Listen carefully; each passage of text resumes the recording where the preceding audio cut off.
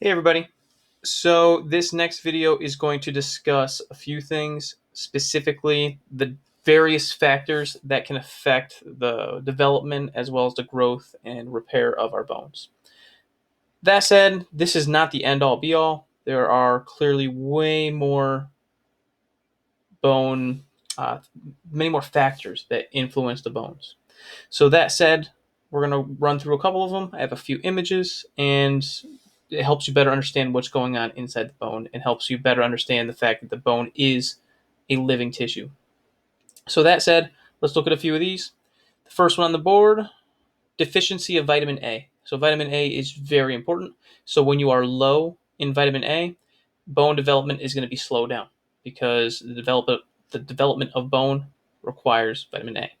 Not only that, vitamin C is going to be very important in making sure that the bones remain strong. So you're going to get fragile bone diseases if you are deficient in vitamin C. Next up is vitamin D. This is the one people are most familiar with. And one of the diseases that can occur along with a deficiency of vitamin D. So if you're not getting enough vitamin D, in children, usually we're going to see this disease. It's called Rickets. This is one you may have heard of. This is a metabolic disorder. So, meaning, go back to when we talked about metabolism. Metabolism is two things: anabolism and catabolism, right? Catabolism is when you break down the food, and then anabolism is when you build it up. That said, there's an issue with our metabolism here. We're not doing a great job in our body of taking all the phosphorus and calcium and adding it to our bones. Therefore, our bones are going to be softer and weaker. And that's not very good because, again, think about the structure and the function of our bones.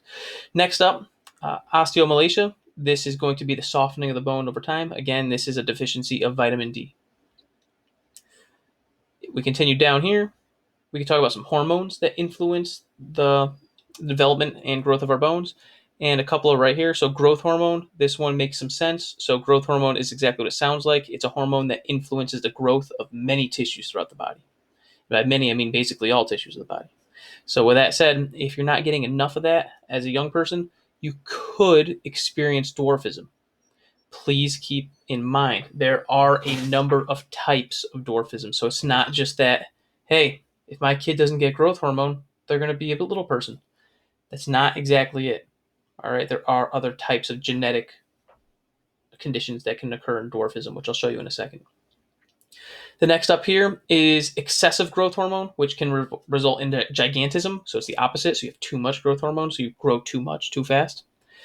Insufficient thyroid hormone can delay bone growth. So again, thyroid hormones are very important throughout the body for a multitude of reasons, one of which is bone growth.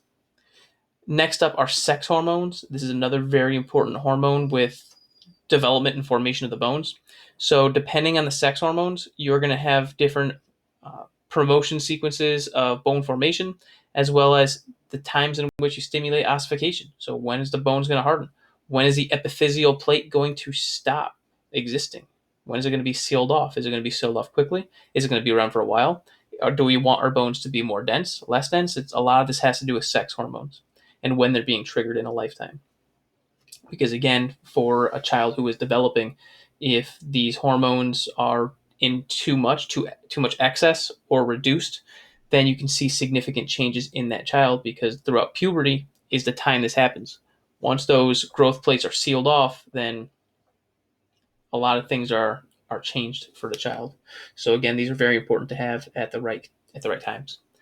Lastly, physical stress. This is one that is a lifetime, right? It's obviously more important to do this as a child to a degree. Again, you don't want your kid to be an Olympic weightlifter at age 5, but at the same time, physical stress is super important when it comes to stimulating bone growth, right? So by just experiencing additional stress to the bone, you will stimulate the bone in order to add more calcium and phosphates to it in order to thicken and densen so that it can become more strong.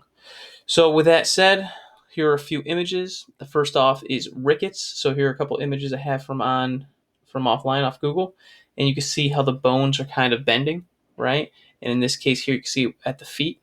So this is a common these are common features with children who have rickets.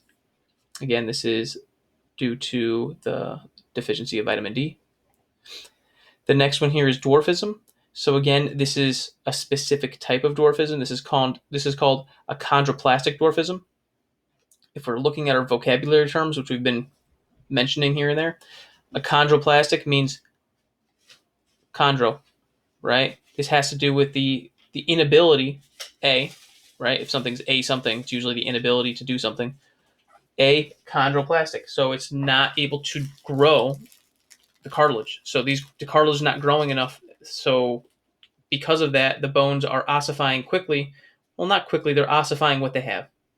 They're hardening with what they have. So they're not getting a lot of cartilage to go off of. So the cartilage growth is minimal, and therefore the individual's bones are not elongating. And then lastly, gigantism. This is a very straightforward one. Again, someone growing much taller than usual. Again, something you do not see often, hence the reason why this picture is so old. So with that said, here were some of the things to talk about, the factors that affect bone development and growth, as well as some to do with repair. So if you have any questions on this, please let me know.